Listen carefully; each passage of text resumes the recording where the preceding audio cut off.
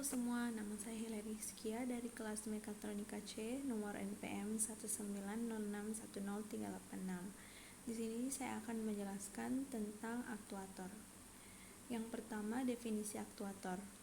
Aktuator adalah sebuah peralatan mekanis untuk menggerakkan atau mengontrol sebuah mekanisme atau sistem. Aktuator diaktifkan oleh lengan mekanik yang biasanya digerakkan oleh motor listrik yang dikendalikan oleh pengontrol otomatis yang diprogram di antara mikrokontroler. Aktuator adalah elemen yang mengubah kuantitas listrik analog menjadi kuantitas lain seperti kecepatan, perangkat elektromagnetik yang menghasilkan energi kinetik sehingga dapat menghasilkan gerakan dalam robot. Untuk meningkatkan tenaga mekanik aktuator ini dapat dipasang sistem gearbox. Aktuator dapat melakukan hal-hal tertentu setelah menerima perintah dari controller. Sebagai contoh, jika cahaya hadir dalam robot pencarian cahaya, sensor memberikan informasi kepada pengontrol yang kemudian mengontrol bahwa aktuator bergerak ke arah sumber cahaya. Aktuator adalah mekanisme untuk membuka dan menutup katup. Keuntungan dari aktuator adalah dapat menutup dan membuka secara otomatis tanpa kontak manusia. Jika mekanismenya manual, seseorang harus menyesuaikan katup dengan mekanisme direksional atau direct. Jika terjadi masalah kontrol, aktuator dioperasikan dengan daya tekanan hidrolik dan listrik. Salah satu aktuator yang dapat menutup dan membuka katup adalah katup untuk katup globe. Selain itu, kontrol aktuator dapat dilakukan dari jarak jauh. Jenis aktuator yang banyak digunakan adalah aktuator pneumatik, hidrolik, diafragma, dan pegas. Yang pertama adalah jenis aktuator. Yang pertama adalah aktuator piston pneumatik. Aktuator piston pneumatik dapat bekerja dengan mengubah energi yang diciptakan oleh kompresi udara menjadi gerakan mekanis. Sederhananya adalah drive yang digerakkan oleh pesawat. Ketika udara diterapkan, gerakan beradaptasi dengan tipenya, apakah itu linear atau berputar. Aktuator ini berisi piston yang membantu menghasilkan tenaga motif dari udara. Pada dasarnya, ini menjaga udara tetap tinggi sehingga dapat memaksa diafragma untuk memutar dan memindahkan batang katup. Keuntungan dari aktuator piston pneumatik adalah konstruksinya yang sederhana, kapasitas tinggi dan torsi rendah, dapat dioperasikan pada suhu tinggi, kekakuan tinggi, dan bit yang sangat cepat. Sedangkan kekurangan adalah butuh pegas dan aksesoris tambahan dan aksesoris untuk sistem ketika komponen rusak selama operasi mesin. Positioner juga menimbulkan biaya yang lebih tinggi karena proses perlambatan diperlukan. Perhitungan pada aktuator piston pneumatik adalah gaya piston sama dengan A dikali P. A itu luas menampang piston dengan satuan meter kuadrat dan tekanan kerja dalam satuan Pascal.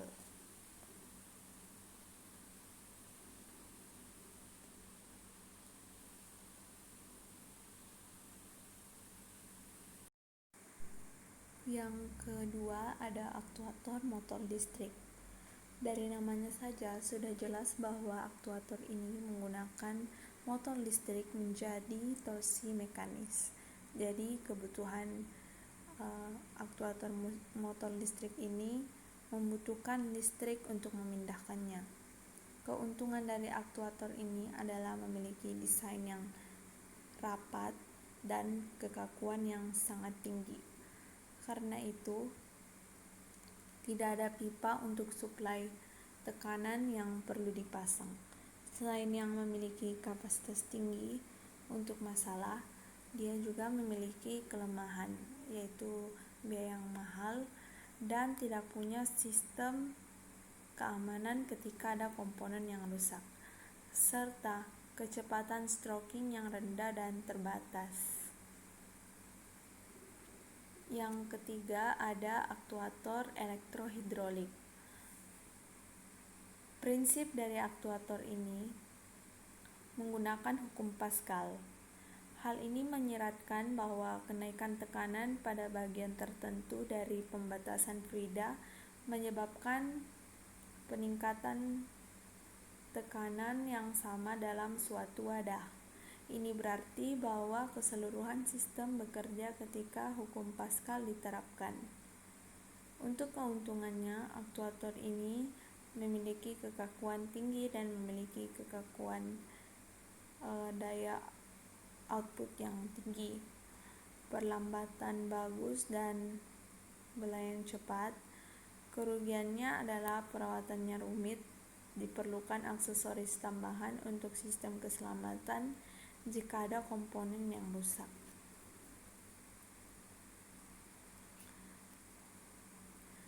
Selanjutnya ada aktuator diafragma dan pegas. Aktuator ini dapat berperan sebagai direct acting, yang artinya dapat mendorong batang aktuator ke bawah dengan udara dari wadah diafragma. Hasil dari proses ini adalah kompresi udara. Ini terjadi ketika pasokan tekanan berkurang, mendorong batang penggerak kembali. Keuntungan dari sistem ini adalah biaya yang rendah, tanpa posisioner tetap dapat melakukan proses perlambatan. Jika memiliki sistem keamanan, jika ada komponen yang salah dapat bekerja pada tekanan yang rendah, dapat menyesuaikan kondisi dan perawatan yang mudah. Lalu ada kelemahan aktuator ini adalah ukurannya yang besar dan bobot yang berat, dan kemampuan output yang terbatas. Yang kelima adalah aktuator diafragma dan pegas yang bertekanan tinggi. Aktuator ini membedakan dengan sebelumnya, itu pada penggunaan pegasnya. Setelah memeriksa katup atau setelah daya dilepaskan, pegas dilepaskan dan katup digerakkan. Keuntungan menggunakan aktuator ini adalah ringan dan ringkas, tidak perlu penyesuaian pegas, tidak perlu komponen mahal, memiliki sistem keamanan jika ada komponen yang rusak, tidak memerlukan segel poros dinamis atau blok konektor, batang konvensional, dan desain terintegrasi dengan aksesori. Namun, aktuator ini memiliki kekurangan, yaitu membutuhkan pasokan tekanan yang tinggi sebesar 2,8 bar atau lebih dan perlu positioner untuk proses perlambatan. Fungsi aktuator. Pada sistem pengendalian, aktuator berfungsi untuk menguatkan sinyal kontrol yang berasal dari controller menjadi sinyal baru dengan daya yang besar dan sesuai dengan daya yang dibutuhkan. Peralatan mekanis untuk menggerakkan atau mengontrol sebuah sistem. Aktuator diaktifkan oleh lengan mekanik yang biasanya digerakkan oleh motor listrik, yang dikendalikan oleh pengontrol otomatis yang diprogram di antara mikrokontroler. Aktuator adalah elemen yang mengubah kuantitas listrik analog menjadi kuantitas lain, seperti kecepatan dan perangkat elektromagnetik yang menghasilkan energi kinetik sehingga dapat menghasilkan gerakan dalam robot. Untuk meningkatkan tenaga mekanik, aktuator ini dapat dipasang pada sistem transmisi yang dapat diinstal. Aktuator dapat melakukan hal tertentu setelah menerima perintah dari controller. Sebagai contoh, jika cahaya hadir dalam robot pencaharian cahaya, sensor memberikan informasi kepada pengontrol yang kemudian mengontrol bahwa aktuator bergerak ke arah sumber cahaya. Kelebihan dan kekurangan aktuator adalah yang pertama, kelebihannya dulu. Yang pertama, cairan hidrolik dapat berfungsi sebagai pelumas dan sebagai pendingin. Dengan ukuran kecil, tenaga atau torsi yang dihasilkan itu besar, memiliki kecepatan reaksi yang tinggi, dapat dioperasikan secara terputus-putus, tingkat kebocorannya rendah, lalu fleksibel dalam desain. Tenaga hidrolik yang tidak tersedia, kekurangannya tenaga hidrolik tidak tersedia dibandingkan dengan daya listrik. Biaya sistem lebih mahal, ada risiko kebakaran dan ledakan, sistemnya cenderung kotor, dan memiliki sifat redaman yang rendah. Kita masuk ke contoh soal.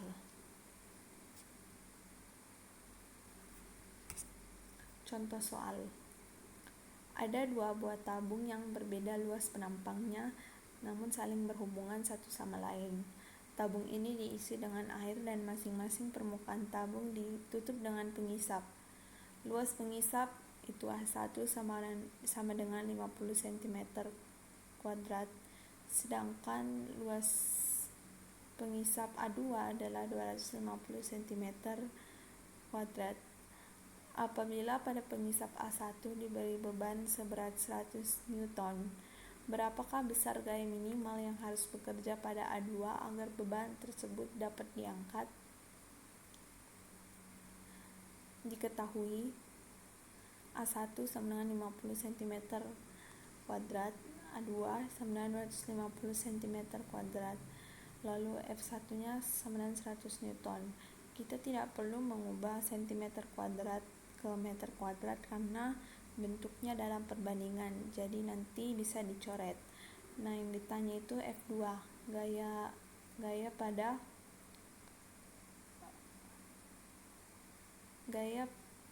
pada pengisap A2, yaitu F1 bagi A1 sama dengan F2 bagi A2.